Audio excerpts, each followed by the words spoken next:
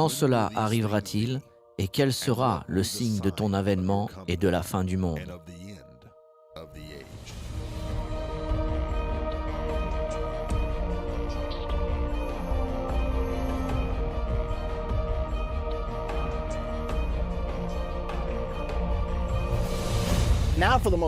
Aujourd'hui, nous allons parler de la leçon la plus importante de notre série Comprendre la fin des temps. Nous allons étudier le royaume de Dieu.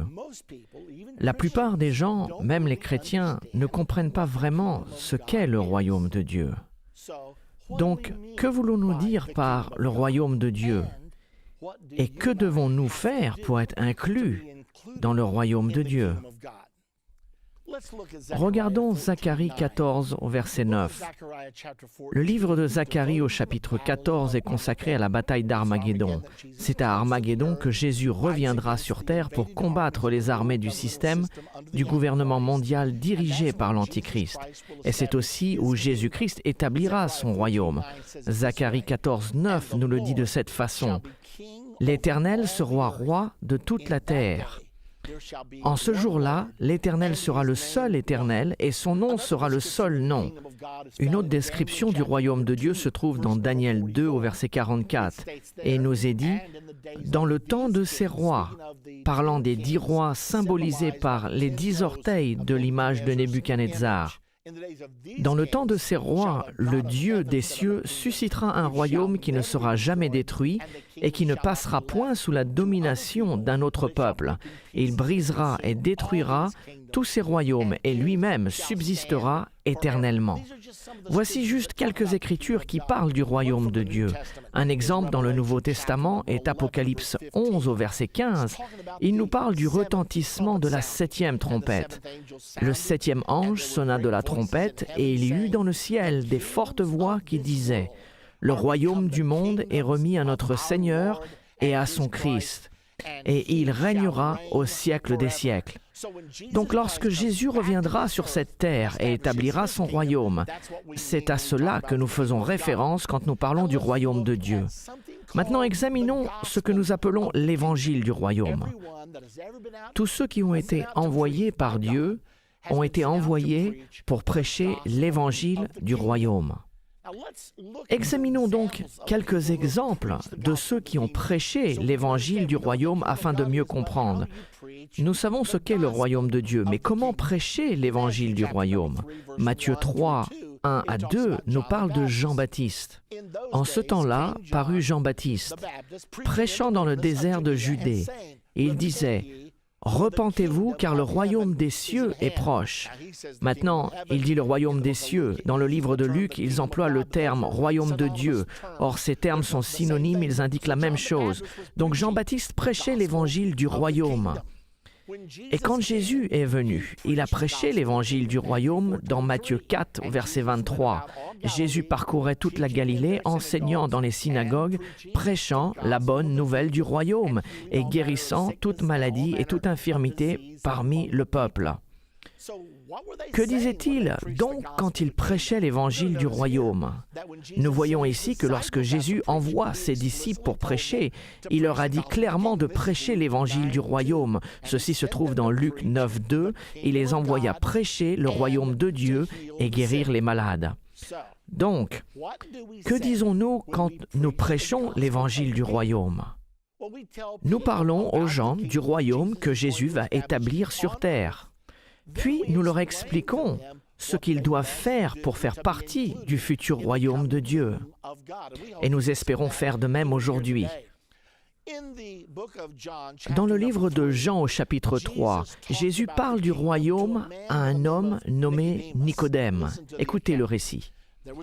Il y eut un homme d'entre les pharisiens nommé Nicodème, chef des Juifs, qui vint auprès de Jésus de nuit et lui dit « Rabbi, nous savons que tu es un docteur venu de Dieu, car personne ne peut faire ces miracles que tu fais si Dieu n'est avec lui. » Jésus s'adresse directement à Nicodème. Jésus lui répond « En vérité, je te le dis, si un homme ne naît de nouveau, il ne peut voir le royaume de Dieu. » Voici la première fois que nous entendons le terme « né de nouveau ». Le voilà. Mais Jésus est celui qui a dit ces mots pour la première fois. Et il dit, si un homme ne naît de nouveau, il ne peut voir le royaume de Dieu. Nicodème lui dit, comment un homme peut-il naître quand il est vieux? Peut-il rentrer dans le sein de sa mère et naître? Jésus répondit, en vérité, je te le dis, si un homme ne naît d'eau et d'esprit, il ne peut entrer dans le royaume de Dieu. Il parle ici d'une naissance spirituelle et non d'une naissance physique. Mais Jésus a dit à Nicodème, « Nicodème, tu dois naître de nouveau. » Donc, que voulons-nous dire par ce terme « né de nouveau » ? Beaucoup de gens parlent de la nouvelle naissance, mais la majorité d'entre eux ne comprennent pas vraiment sa signification. Examinons donc ce terme « naître de nouveau ». Parlons du moment où le salut fut apporté par Jésus-Christ au calvaire. Nous savons que 3 choses se sont produites au calvaire. Jésus est mort, il a été enseveli et il est ressuscité. Maintenant, pensez à cela un instant avec moi. Il est mort, il a été enseveli et il est ressuscité. Né de nouveau? C'est la raison pour laquelle il l'a appelé naître de nouveau, car il a payé avec sa mort, son ensevelissement et sa résurrection. Ce sont les 3 étapes du calvaire. Ceci semble si évident. Néanmoins, Jésus a dit à Nicodème, « Tu dois naître de nouveau. » Nous devons comprendre comment nous pouvons naître de nouveau. Parlons d'un terme qui est très employé de nos jours, appelé « accepter Christ » ou « accepter Christ comme son sauveur personnel ». Comment fait-on ceci? Est-ce que l'on dit simplement « j'accepte Christ » ou que se passe-t-il réellement? Cela veut dire que nous acceptons l'œuvre du calvaire.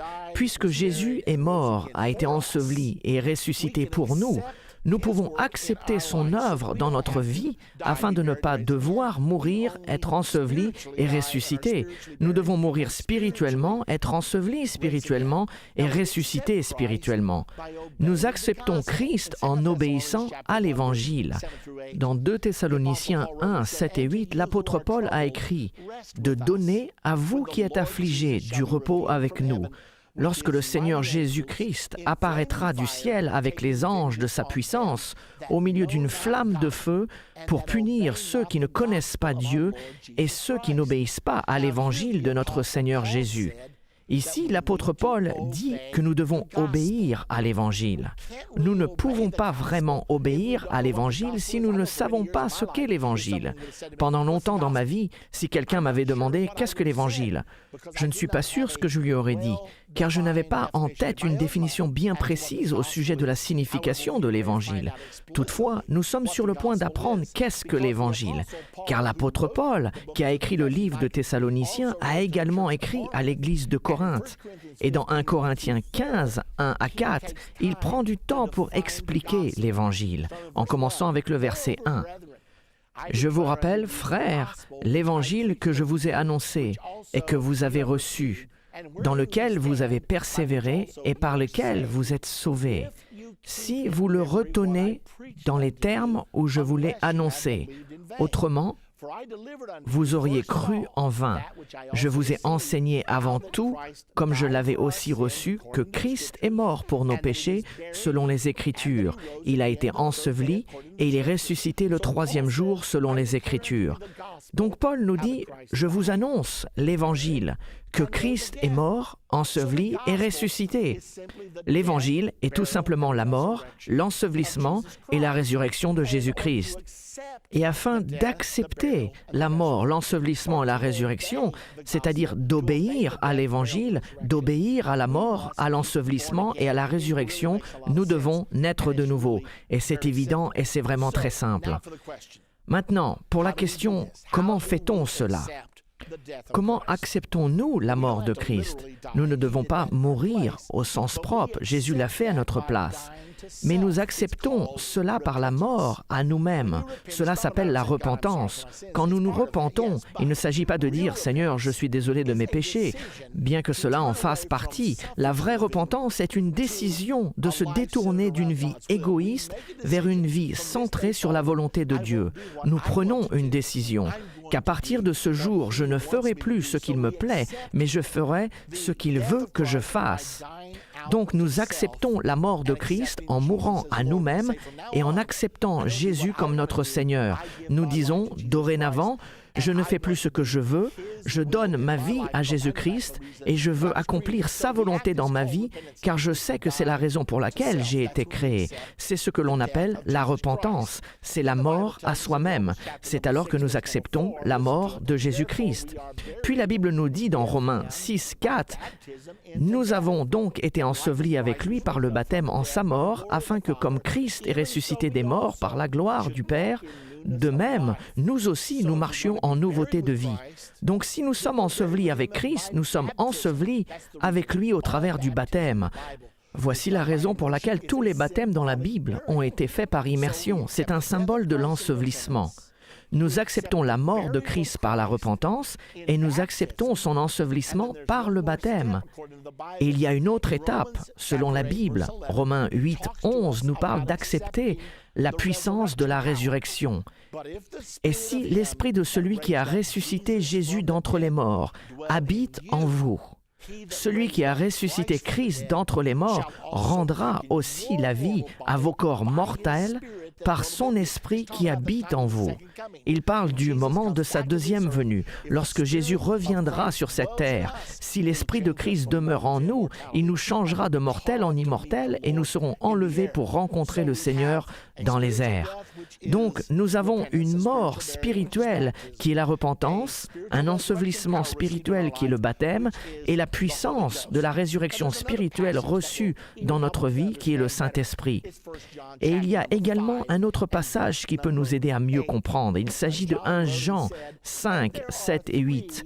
Jean nous dit « Car il y en a 3 qui rendent témoignage, l'esprit, l'eau et le sang. Et les 3 sont d'accord. » Je me demande de quoi il s'agit, le sang, l'eau et l'esprit qui sont d'accord. Le sang couvre nos péchés quand nous nous repentons. L'eau est appliquée au travers du baptême. Nous sommes ensevelis dans l'eau quand nous sommes baptisés. Puis nous recevons l'Esprit quand nous recevons le don du Saint-Esprit. Ainsi, nous pouvons dire que ces 3, le sang, l'eau et l'Esprit, sont d'accord pour une chose. Quelle chose? La nouvelle naissance. L'apôtre Pierre, au jour de la Pentecôte, était d'accord avec ceci. Le jour de la Pentecôte, il a prêché aux gens qu'ils avaient rejeté leur Messie et ils avaient crucifié Jésus-Christ. Et à ce moment-là, tout Jérusalem était en effervescence de la nouvelle que Jésus était ressuscité des morts, et non seulement ressuscité, mais qu'il était monté au ciel. Ainsi, Pierre leur prêchait qu'ils avaient crucifié leur Messie, et ils se sentaient si coupables. Dans Actes 2, 37, après avoir entendu ce discours, ils eurent le cœur vivement touché.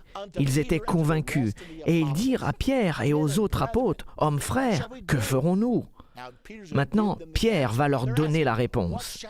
Il demande, « Que devons-nous faire pour être sauvés? Comment pouvons-nous rectifier cette terrible erreur » Le verset 38, Pierre leur dit, « Repentez-vous et que chacun de vous soit baptisé au nom de Jésus-Christ pour le pardon de vos péchés, et vous recevrez le don du Saint-Esprit. » Qu'a donc fait Pierre? Il prêchait l'évangile du royaume, il prêchait la mort, l'ensevelissement et la résurrection. Il prêchait les 3 étapes de la nouvelle naissance: mourir, être enseveli et ressusciter. La mort spirituelle, c'est la repentance, l'ensevelissement spirituel, c'est le baptême, et la résurrection spirituelle, c'est lorsque nous sommes remplis du Saint-Esprit. Donc quand les gens ont dit « Que devons-nous faire ?» Pierre leur a dit la même chose que Jésus a dit à Nicodème, « Tu dois naître de nouveau. » Maintenant, afin de bien comprendre ces choses, il serait bon d'avoir une illustration. Avez-vous déjà essayé d'assembler quelque chose? Vous avez le mode d'emploi, mais il est bien plus facile d'avoir les images qui nous indiquent ce que nous devons faire. Et c'est ce que nous allons faire maintenant. Nous allons regarder les récits des conversions dans le livre des Actes. Le livre des Actes, c'est les Actes des Apôtres. Il s'agit de l'histoire de l'établissement de l'Église du Nouveau Testament après le départ de Jésus et de la façon dont les apôtres appliquaient les enseignements de Jésus dans leur vie quotidienne. Nous allons maintenant examiner 4 principaux récits de conversion dans la Bible.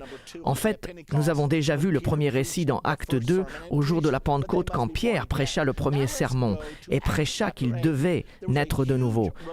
Allons maintenant dans Acte 8. Un grand réveil avait pris place dans Acte 8 et Philippe en était le prédicateur principal.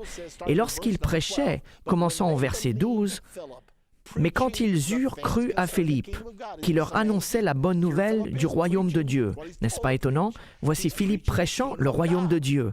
En raison de la prédication du royaume de Dieu, les gens étaient baptisés au nom de Jésus-Christ. Donc, en prêchant le royaume de Dieu, il prêchait la mort, l'ensevelissement et la résurrection. Et la réponse était « Je veux me repentir, je veux être baptisé. » Et ainsi, ils furent baptisés, hommes et femmes. Puis Simon, qui était un sorcier et qui avait trompé beaucoup de gens, dit « Je veux faire partie de cela. » C'est ici que se trouve la foule. Ainsi, Simon lui-même crut. Et après avoir été baptisé, il ne quittait plus Philippe. Et il voyait avec étonnement les miracles et les grands prodiges qui s'opéraient. Donc Philippe prêcha les choses concernant le royaume de Dieu. Et Simon, le sorcier, crut et fut baptisé. Les apôtres qui étaient à Jérusalem, ayant appris que la Samarie avait reçu la parole de Dieu, ils y envoyèrent Pierre et Jean. Et quand ils sont arrivés, ils prièrent pour eux afin qu'ils reçoivent le Saint-Esprit, car il n'était pas encore descendu sur aucun d'eux. Ils avaient seulement été baptisés au nom du Seigneur Jésus. Ceci est intéressant, car ils crurent, ils s'étaient évidemment repentis, ils avaient été baptisés, mais ils n'avaient pas reçu le Saint-Esprit. Nous devons bien regarder ceci, car beaucoup de faux concepts nous entourent avec ce sujet. Certains disent « Oh, vous recevrez le Saint-Esprit quand vous croyez en Jésus-Christ. » Or, ces gens avaient cru, mais n'avaient pas encore reçu le Saint-Esprit. Puis, il y en a d'autres qui disent « Quand vous êtes baptisés, c'est alors que vous recevez le Saint-Esprit. Vous l'acceptez simplement par la foi. » Or, ces gens avaient cru et étaient baptisés. Et il est dit clairement ici, car le Saint-Esprit n'était pas encore descendu sur aucun d'eux. Cependant, quand Pierre et Jean arrivèrent à Jérusalem, ils leur imposèrent les mains et ils reçurent le Saint-Esprit. Il est donc très intéressant de voir ce qui se passe ici. Ils n'ont pas le Saint-Esprit, alors ils imposent leurs mains sur eux. Et il est dit, et ils reçurent le Saint-Esprit. De plus, le récit continue et déclare, « Lorsque Simon vit que le Saint-Esprit était donné par l'imposition des mains des apôtres. » Simon s'est aperçu de quelque chose. Quelque chose se passait quand ils imposaient leurs mains sur eux. Alors il leur offrit de l'argent en disant « Accordez-moi aussi ce pouvoir, afin que celui à qui j'imposerai les mains reçoive le Saint-Esprit. » Qu'a vu Simon pour l'inciter à vouloir donner de l'argent? Ce qui s'est passé, c'est que les apôtres imposèrent leurs mains sur eux et ils reçurent le Saint-Esprit juste comme au jour de la Pentecôte. Le jour de la Pentecôte, quand ils ont reçu le Saint-Esprit, ils commencèrent à parler en d'autres langues selon que l'Esprit leur donnait de s'exprimer. Et Simon s'est dit « Je veux gagner beaucoup d'argent en faisant cela. Donnez-moi ce pouvoir. Je vous donnerai de l'argent si vous me donnez ce pouvoir. » Or, l'apôtre Pierre lui déclara rapidement que ton argent périsse avec toi, puisque tu as cru que le don de Dieu s'acquérait à prix d'argent, car je vois que tu es un fiel amer et dans les liens de l'iniquité. Donc Simon avait cru et avait été baptisé, mais ce n'était apparemment pas repenti, puisque Pierre lui dit « Ton cœur n'est pas droit devant Dieu. » Regardons un autre récit. Nous le trouvons dans Actes au chapitre 10. Il s'agit de la première conversion des païens. Acte 10 au verset 43 nous dit « Tous les prophètes rendent de lui le témoignage que quiconque croit en lui reçoit par son nom le pardon des péchés. » Maintenant, Pierre était parti prêcher à Corneille. Un ange était apparu à Corneille et lui avait dit « Fais venir Simon, surnommé Pierre, et il t'apportera les paroles par lesquelles tu peux être sauvé. » Corneille a tant prié qu'un ange est descendu, mais il n'était pas pour autant sauvé. Il lui fallait toujours être né de nouveau. Et quand Pierre arriva chez Corneille, ils avaient rassemblé une grande partie de sa famille et ils étaient tous présents pour écouter ce que Dieu allait leur dire. Et Pierre leur prêcha qu'à travers le nom de Jésus, tous ceux qui croient en lui recevront le pardon des péchés. Comme Pierre prononçait encore ces mots, le Saint-Esprit descendit sur tous ceux qui écoutaient la parole, tous les fidèles circoncis, qui étaient les Juifs venus avec Pierre. Les fidèles circoncis qui étaient venus avec Pierre furent étonnés de ce que le don du Saint-Esprit était aussi répandu sur les païens. Les païens n'étaient pas censés recevoir le salut. Il était réservé aux Juifs. Mais nous voyons que Dieu fait quelque chose de nouveau. Et ce peuple juif dit, « Attendez un instant, ces païens sont en train de recevoir le Saint-Esprit. » Comment le savaient-ils? Car ils les entendaient parler en langue et glorifier Dieu. Ainsi, nous voyons tous ces éléments dans chacune des conversions. Dans Acte 2, « Repentez-vous et que chacun de vous soit baptisé au nom de Jésus-Christ pour le pardon de vos péchés, et vous recevrez le don du Saint-Esprit. » Dans Acte 8, ils ont cru et ils ont été baptisés, puis ils ont reçu le don du Saint-Esprit. Et ici, nous sommes dans Acte 10, et pendant que Pierre prêchait, le Saint-Esprit est descendu sur eux. Et je n'oublierai jamais, lorsque j'avais environ 5 ans, mon père avait témoigné à un ministre qui participait à un séminaire et qui ne croyait pas que l'on pouvait recevoir le Saint-Esprit avec l'évidence du parler en langue. Et il est venu à notre église un dimanche soir, et mon père prêchait sur Jean 3. « En vérité, je te le dis, tu dois naître de nouveau. » Alors qu'il prêchait ceci, à cet homme qui, en principe, ne croyait pas, nous pouvons voir dans ce passage que pendant que Pierre parlait, le Saint-Esprit descendit sur eux. Eh bien, c'est ce qui s'est produit. Cet homme était assis derrière moi, j'étais un enfant de 5 ans au premier rang, et alors que mon père prêchait, le Saint-Esprit est descendu sur cet homme. Il bondit sur ses pieds et commença à parler en langue selon que l'Esprit de Dieu lui donnait de s'exprimer. Ceci est écrit dans le livre des Actes. Je l'ai vécu personnellement et je n'oublierai jamais ce jour tant que je vivrai. Il est dit qu'ils ont reçu le Saint-Esprit car ils entendaient parler en langue. Alors, que faisons-nous? Pierre a répondu, « Peut-on refuser l'eau du baptême à ceux qui ont reçu le Saint-Esprit aussi bien que nous ?» Puis il leur ordonna de se faire baptiser au nom du Seigneur. Il ne leur a pas dit, « Vous avez déjà reçu le Saint-Esprit, donc il n'est pas nécessaire de vous faire baptiser. Ce n'est pas important. » Mais il leur a dit, « Il y en a 3 qui rendent témoignage sur terre, le sang, l'eau et l'Esprit, et ces 3 sont d'accord. » Ils sont d'accord sur la nouvelle naissance, vous devez naître d'eau et d'esprit. Ainsi, l'apôtre Pierre leur ordonna de se faire baptiser au nom du Seigneur Jésus-Christ. Le dernier récit que nous allons regarder se trouve dans Acte 19.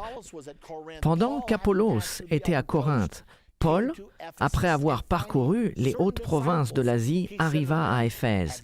Ayant rencontré quelques disciples, il leur dit, « Avez-vous reçu le Saint-Esprit quand vous avez cru ?» Ils lui répondirent, « Nous n'avons même pas entendu qu'il y ait un Saint-Esprit. » L'apôtre Paul dit, « Avez-vous reçu le Saint-Esprit depuis que vous avez cru ?» Ils étaient croyants, mais ils n'avaient pas reçu le Saint-Esprit.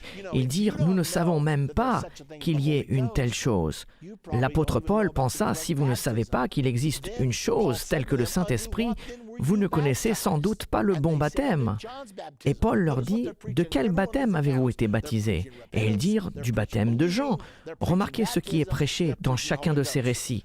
Il prêchait la repentance, il croyait, il prêchait le baptême, il prêchait le Saint-Esprit. Puis Paul a dit, « Jean a baptisé du baptême de repentance, disant au peuple de croire en celui qui venait après lui, c'est-à-dire en Jésus. » Sur ces paroles, ils furent baptisés au nom de Jésus. Lorsque Paul leur a imposé les mains, le Saint-Esprit vint sur eux et ils parlaient en langue et prophétisaient. Voilà une fois de plus, prêchant le royaume de Dieu, puis prêchant que les gens doivent être nés de nouveau. Donc finalement, nous avons le plan du salut. La chose intéressante est que Satan essaye toujours d'imiter le plan du salut. J'appelle le plan de Satan le plan de la damnation. La première étape du salut est d'adorer Jésus en tant que Seigneur. Vous vous repentez et vous l'acceptez comme Seigneur. La première étape du plan de la damnation, selon Apocalypse 13, 15, est que vous devez adorer la bête, l'Antichrist. La deuxième étape du plan du salut est d'accepter le nom de Jésus au travers du baptême. Eh bien, devinez la seconde étape de Satan, c'est d'accepter le nom de l'Antichrist. Apocalypse 13, 17 nous dit « Vous recevrez la marque de son nom ». La troisième étape du salut est d'être rempli du Saint-Esprit. Je me demande que sera la troisième étape du plan de la damnation. Probablement d'être rempli de l'esprit de Satan, d'être possédé par le démon. La chose la plus importante que je puisse vous dire, c'est de vous assurer d'être né de nouveau et de ne jamais avoir affaire à la marque de la bête et de ne prêter aucun serment au système du gouvernement mondial et à aucune personne. Assurez-vous que votre serment soit à Jésus-Christ et à lui seul. Maintenant, lorsqu'une personne est née de nouveau, elle devient une participante du royaume de Dieu. Dans notre prochaine partie de comprendre la fin des temps, nous verrons ce que signifie être dans le royaume de Dieu en ce moment et comment sera le règne des 1000 ans de Jésus-Christ sur la terre. Ce sera une leçon merveilleuse, le millénaire, le lion qui se couche avec l'agneau, et il y aura la paix sur terre et la bienveillance envers les hommes. Pas une seule guerre pendant 1000 ans. Je veux être là et j'en suis sûr qu'il en est de même pour vous.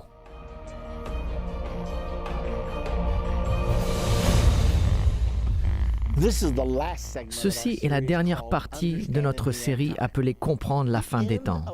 La fin de l'ère du gouvernement humain et le commencement du royaume de Dieu auront lieu à la bataille d'Armageddon. Examinons le récit biblique le plus détaillé d'Armageddon. Il se trouve dans le chapitre 16 d'Apocalypse, au verset 12 à 16. Le 6e versa sa coupe sur le grand fleuve, l'Euphrate, et son eau tarit pour préparer la voie aux rois qui viennent de l'Orient. Je vis sortir de la gueule du dragon, de la gueule de la bête et de la bouche du faux prophète 3 esprits impurs semblables à des grenouilles. Car ce sont des esprits de démons qui font des prodiges et qui vont vers les rois de toute la terre afin de les rassembler pour le combat du grand jour du Dieu Tout-Puissant.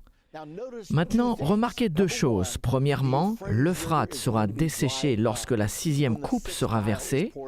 Cela facilitera ainsi l'invasion d'Israël par les rois de l'Est. Le fait que l'Euphrate soit desséché est une très grande prophétie, car l'Euphrate est la source d'eau principale du Moyen-Orient. Le 13 janvier 1990, l'Indianapolis Star a publié ce titre « La Turquie va interrompre le flot de l'Euphrate pendant 1 mois ». Ce qui s'est passé, c'est que la Turquie avait construit le grand barrage d'Atatürk et il leur fallait remplir leur réservoir. Quand le barrage a été achevé, le flot de l'Euphrate a été interrompu pendant 30 jours. Qu'est-ce que cela veut dire? Cela veut dire que cette prophétie âgée de 2000 ans ne peut être réalisée qu'à partir de 1990. À l'heure où je vous parle, la Turquie a le moyen de lever ce barrage et d'arrêter le flot de l'Euphrate. La Bible prédit que l'Euphrate sera desséché pour permettre aux rois de l'Est d'envahir Israël. Ce passage indique également qu'il y aura 3 esprits semblables à des grenouilles sortant de la bouche du dragon, de la bête et du faux prophète. Et ce sont des esprits de démons rassemblant les rois de la terre pour attaquer Israël à la bataille d'Armageddon. La prophétie continue au verset 15. Je l'appelle l'avertissement de la dernière minute. Voici, je viens comme un voleur. Heureux celui qui veille et qui garde ses vêtements, afin qu'il ne marche pas nu et qu'on ne voit pas sa honte. Donc, Dieu est en train de nous dire, je vais revenir, tenez-vous prêts. Ne vous souillez pas, ne vous endormez pas dans ce moment critique. Puis le verset 16 nous dit « Ils les rassemblèrent dans le lieu appelé en hébreu Armageddon ». Ce passage est le seul dans la Bible où le mot Armageddon est employé. Le terme Armageddon est dérivé de 2 mots, Ar, Megiddo, ou mont du Megiddo. La ville de Megiddo est située sur la colline qui surplombe la plaine de Megiddo, aussi connue comme la vallée de Jezreel. Environ 11 km de large, 24 km de long, et c'est à cet endroit que la bataille d'Armageddon commencera, pour s'achever environ 250 km plus loin vers le sud au port de Jérusalem. Un autre récit d'Armageddon est donné dans Zacharie au chapitre 14, et il le raconte un peu différemment. « Je rassemblerai toutes les nations pour qu'elles attaquent Jérusalem. » Maintenant, rappelez-vous que dans Apocalypse, il est dit « Les esprits des démons rassembleront les nations pour le combat. » Ici, Dieu dit « Je le ferai ». S'agit-il d'une contradiction? Non. Dieu se sert de Satan pour ses propres desseins. Donc les nations du monde seront persuadées d'exécuter cet acte malveillant qui consiste à combattre Israël. Et Jérusalem sera prise, les maisons seront pillées, les femmes violées, La moitié de la ville ira en captivité durant la bataille d'Armageddon, et le reste du peuple ne sera pas exterminé de la ville. Est-ce que vous pouvez imaginer cela? Les Juifs sont sur le point de la défaite. La bataille commence dans le nord d'Israël et ils se replient dans la vallée du Jourdain devant la force supérieure de la communauté internationale. Ce seront peut-être les armées de l'OTAN, ce seront peut-être les armées de la communauté mondiale. La façon exacte dont ces forces sera structurée, je ne peux pas vous la dire. Mais Israël se trouve maintenant au port de Jérusalem pour son dernier combat. Pouvez-vous imaginer cela? Ces jeunes soldats juifs complètement épuisés, qui ont combattu depuis des jours et qui regardent leur boîte de munitions vide et réalisent que la fin de leur nation, Israël, est arrivée. Et peut-être que le président d'Iran, Ahmadinejad, avait raison. Israël sera effacé de la carte et Israël sera poussé dans la mer. Mais ces jeunes soldats juifs se souviendront de ce que leurs mères leur ont appris. Quand Israël aura le plus besoin de lui, le Messie viendra. Certains vont peut-être s'arrêter un instant et regarder vers le mont des Oliviers, car c'est de là qu'il viendra, et ils diront « Messie, si jamais tu dois venir, maintenant serait le moment parfait. » Et la Bible nous indique ce qui va se passer ensuite dans Zacharie 14, 3 et 4. « L'Éternel paraîtra et il combattra ces nations comme il combat au jour de la bataille. » Ses pieds se poseront en ce jour sur la montagne des Oliviers, qui est vis-à-vis de Jérusalem, du côté de l'Orient. La montagne des Oliviers se fendra par le milieu, à l'Orient et à l'Occident, et il se formera une très grande vallée. Une moitié de la montagne reculera vers le septentrion et une moitié vers le midi. La Bible dit également qu'un grand tremblement de terre va tuer 7000 personnes à Jérusalem en ce moment. Le peuple juif s'attend à ce que leur Messie arrive sur le mont des Oliviers. Je peux imaginer les soldats juifs et les autres juifs se ruer à la rencontre de leur Messie. Et nous trouvons ce récit dans Zacharie 13 au verset 6. Ils se précipiteront pour rencontrer leur Messie. Les armes deviendront silencieuses. L'armée internationale sera stupéfaite par la scène qui se déroulera sous ses yeux.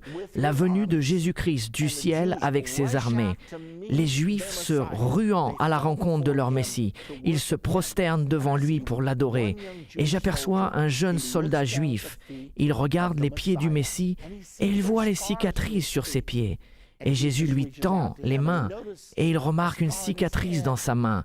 Et le soldat lui dit, « Messie, comment as-tu reçu ces blessures ?»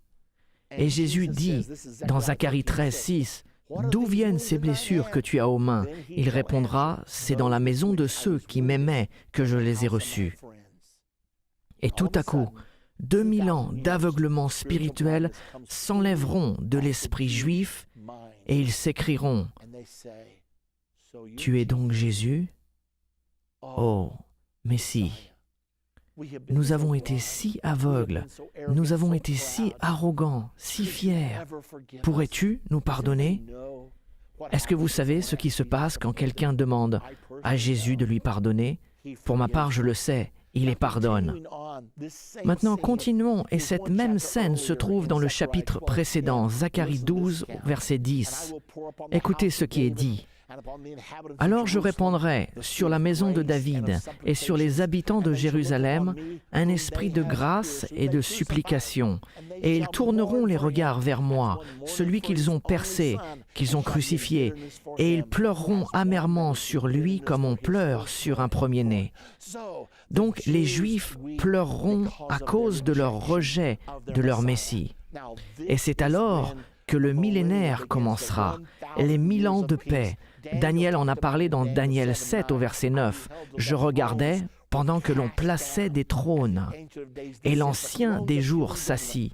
Les trônes des gouvernements humains seront mis de côté.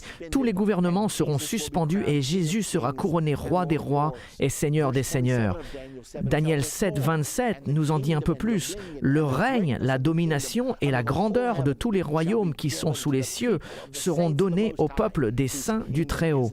Son règne est un règne éternel et tous les dominateurs le serviront et lui obéiront. verront. Ainsi, le royaume sera donné aux saints, ceux qui sont nés de nouveau et qui ont été enlevés pour rencontrer le Seigneur dans les airs. Ils vont gouverner et régner comme rois et sacrificateurs avec Jésus-Christ. Et dans Apocalypse 5, 9 et 10, il nous est dit que ces gens, les rachetés, se réjouissent en disant « Tu as racheté pour Dieu, par ton sang, des hommes de toute tribu, de toute langue, de tout peuple et de toute nation. Tu as fait d'eux un royaume et des sacrificateurs pour notre Dieu, et ils régneront sur la terre. » La Bible dit que les humbles posséderont le pays. Savez-vous que nous sommes en formation en ce moment pour régner? C'est ce que signifie être un chrétien. Nous sommes enseignés à aimer ceux qui nous haïssent et faire du bien à ceux qui nous maltraitent.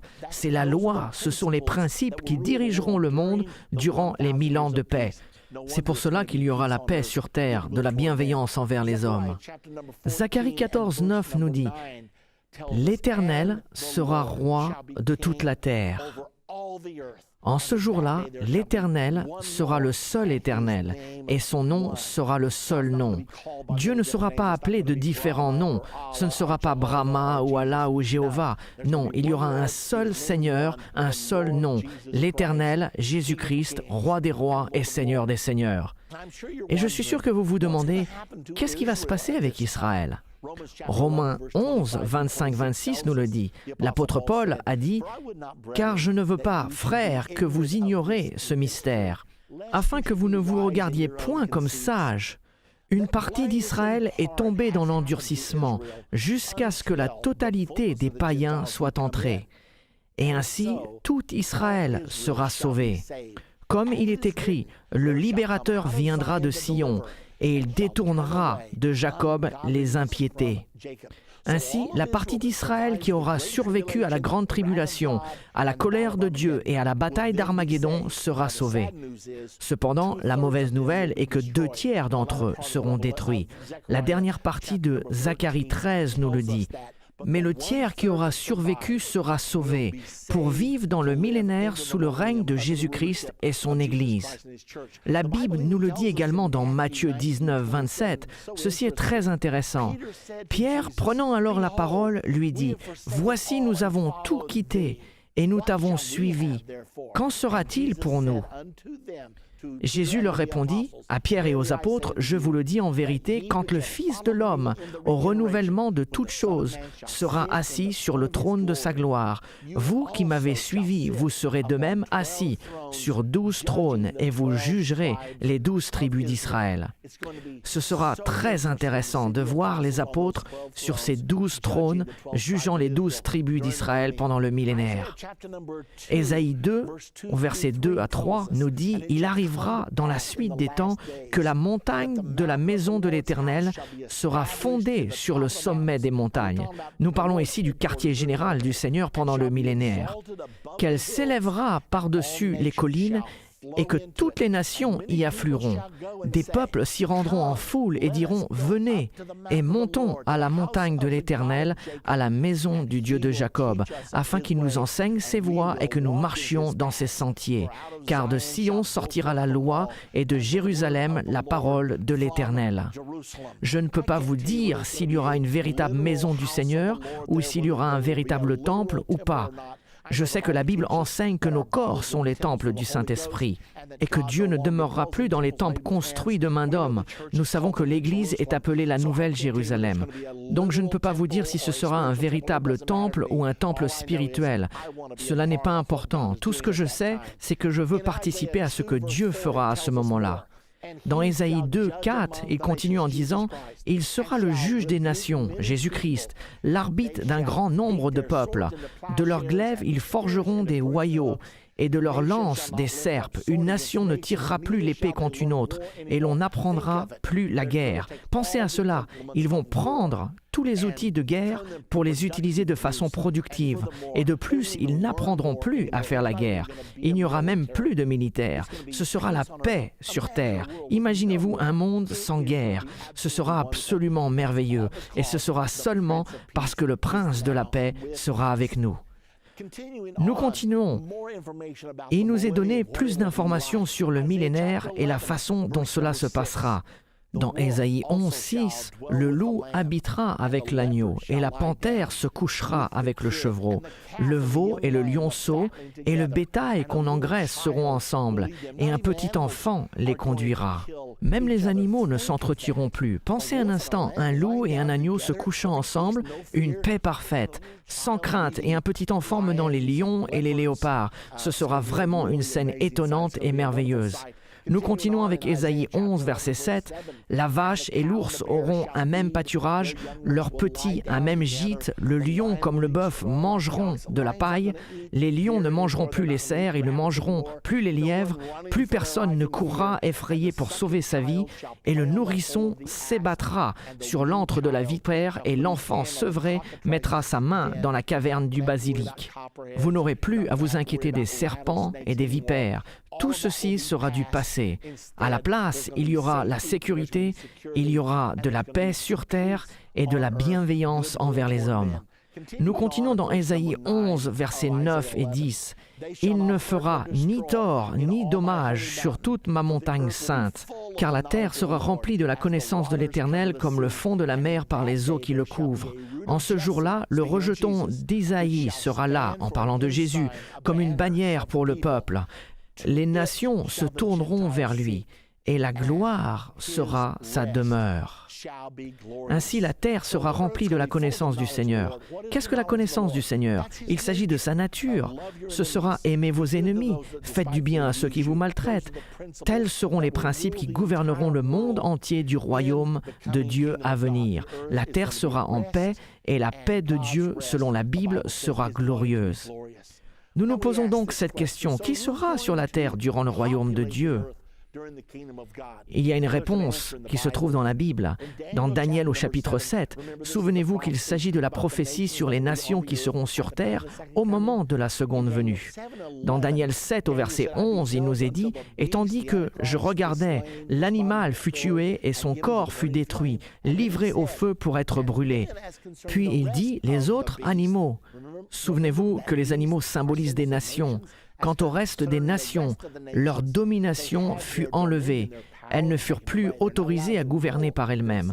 Cependant, leur vie continue dans le millénaire, sous le règne de Jésus et de son Église, pour une saison et un temps. Ainsi, la Grande-Bretagne, les États-Unis, 1/6 de la Russie, ainsi que les autres nations mentionnées dans Daniel 7, vivront dans le millénaire. Pourquoi est-ce que je dis 1/6 de la Russie? Parce que dans Ézéchiel 39, il nous est dit que 5/6 de la Russie seront détruits. Qu'il s'agisse de 5/6 de l'armée russe ou 5/6 de la nation entière de la Russie, je ne sais pas. Mais ce sera sa pénalité d'avoir mené une attaque contre Israël à la bataille d'Armageddon. Il y aura aussi la possibilité que les enfants ne soient pas tenus responsables des décisions de leurs parents. Jadis, quand Israël avait refusé d'entrer dans la terre promise dans l'Ancien Testament, tous ceux en dessous de 20 ans n'avaient pas été tenus responsables pour les décisions de leurs parents et il leur fut permis d'entrer dans la terre promise. Serait-il possible que tous les jeunes de moins de 20 ans soient autorisés une fois de plus d'y entrer? Je ne sais pas avec certitude, mais j'ai vérifié et il y a presque 2 milliards de personnes en dessous de 20 ans sur Terre en ce moment. Donc, il y aura assez de monde pour peupler la Terre durant le millénaire. La Bible nous dit dans Ésaïe 65, 20 que la longévité de la vie sera rallongée comme au commencement des temps. Et il est dit dans Ésaïe 65, 20 « Car celui qui mourra à 100 ans sera jeune. » Pouvez-vous imaginer aller à des obsèques? Car il y aura des obsèques pendant le millénaire, il y aura toujours des mortels sur Terre. Pouvez-vous donc imaginer allant aux obsèques et dire « Quel âge avait-il? Oh, il avait 100 ans. Oh, c'était juste un enfant. Il était si jeune. » Car les gens vivront de nouveau une longue vie. Souvenez-vous que Méthusélah a vécu 969 ans. Et Adam, environ 900 ans, et ce sera ainsi durant le millénaire du règne de Jésus-Christ. Et il y a une autre chose à laquelle j'aime penser. La Bible nous enseigne que Satan sera lié durant la totalité des 1000 ans. Pouvez-vous imaginer un monde sans le diable? Ce sera des moments merveilleux. La majorité des gens aujourd'hui servent Satan car il est le Dieu de cette ère. Mais quand il sera lié, la majorité des gens serviront Dieu à la place. Ce sera donc un temps merveilleux durant le millénaire. Mais que se passera-t-il après les 1000 ans de paix? Apocalypse 20, versets 7 et 8 nous le dit. Quand les 1000 ans seront accomplis, Satan sera relâché de sa prison et il sortira pour séduire les nations qui sont aux 4 coins de la terre, Gog et Magog, afin de les rassembler pour la guerre. Leur nombre est comme le sable de la mer. Ainsi, Satan est libéré. Il sort une fois de plus pour répandre sa séduction. Et il va pouvoir, une fois de plus, séduire les nations, Gog et Magog, se référant en particulier à la Russie, encore une fois. Et la Bible nous dit qu'il va les persuader d'attaquer Jésus-Christ à Jérusalem. Pourquoi Dieu relâche-t-il donc Satan? Tant de gens m'ont posé cette question. Pourquoi Dieu ferait-il une telle chose? La seule réponse que je peux donner, c'est qu'avant de culminer toute chose, il veut que ceux qui vivront durant le millénaire aient la liberté de choisir entre lui et Satan. Car s'il amène les gens dans l'éternité pour avoir la vie éternelle, il veut s'assurer qu'ils l'ont choisi selon leur propre volonté. Je pense que c'est la raison pour laquelle cela va se passer de cette façon. Puis au chapitre 20 et au verset 9, quand les armées de Gog et Magog s'attaqueront à Jésus-Christ, la Bible nous dit « Ils montèrent à la surface de la terre et ils investirent le camp des saints et la ville bien-aimée, Jérusalem. Mais un feu descendit du ciel et les dévora. Dieu dira, c'en est assez, je n'en peux plus. Et les ennemis de Jésus-Christ seront consumés par le feu du ciel. La Bible dit au verset 10 du chapitre 20, « Et le diable qui les séduisait fut jeté dans les temps de feu et de soufre, où sont la bête et le faux prophète. Ils seront tourmentés jour et nuit au siècle des siècles. » Ainsi, Satan va rejoindre l'Antichrist et le faux prophète.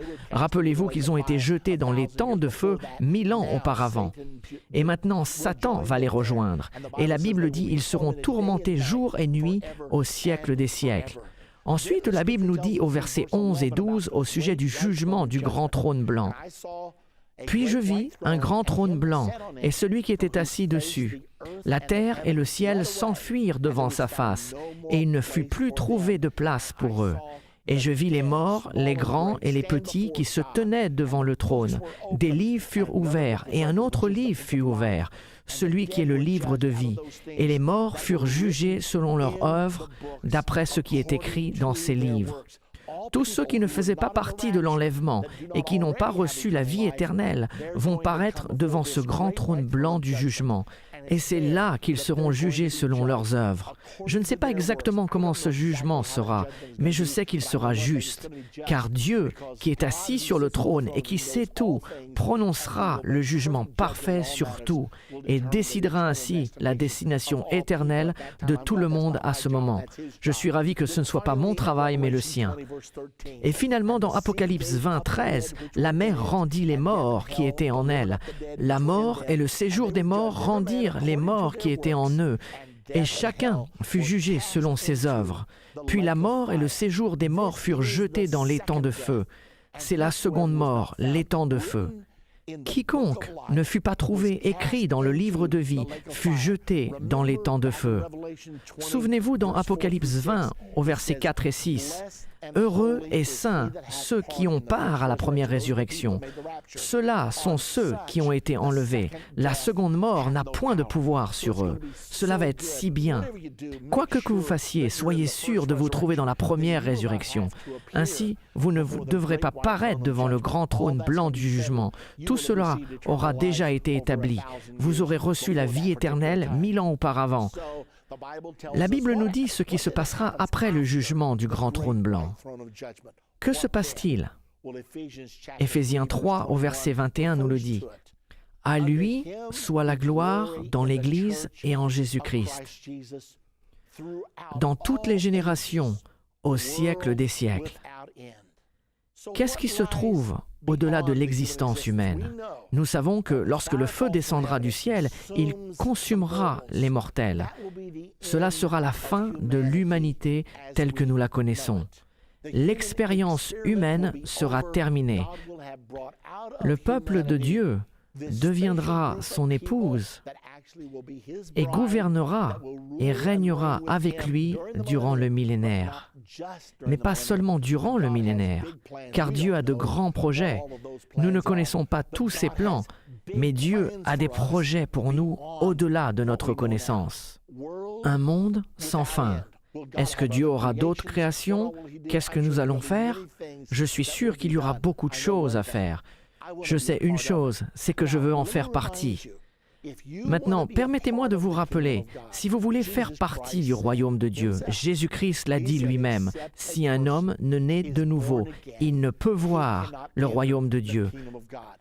Quoi que vous fassiez à la suite de ces leçons, j'espère que vous veillerez à bien comprendre la nouvelle naissance, car c'est ce qu'il vous faut pour faire partie du royaume éternel. Et je vous encourage à acquérir cette série entière de 14 DVD, 28 parties en tout, afin de pouvoir les voir et les revoir, car ces choses sont sur le point d'arriver entre aujourd'hui et la seconde venue de Jésus-Christ. Elles vont affecter votre vie, elles vont affecter ma vie, elles vont affecter nos familles. Jésus-Christ revient bientôt. Quel privilège ce sera de faire partie de cette génération. La Bible dit, cette génération ne passera pas que tout cela n'arrive. Ce sera une chose merveilleuse pour tous ceux qui attendent le retour de Jésus-Christ sur cette terre en tant que roi des rois et Seigneur des seigneurs.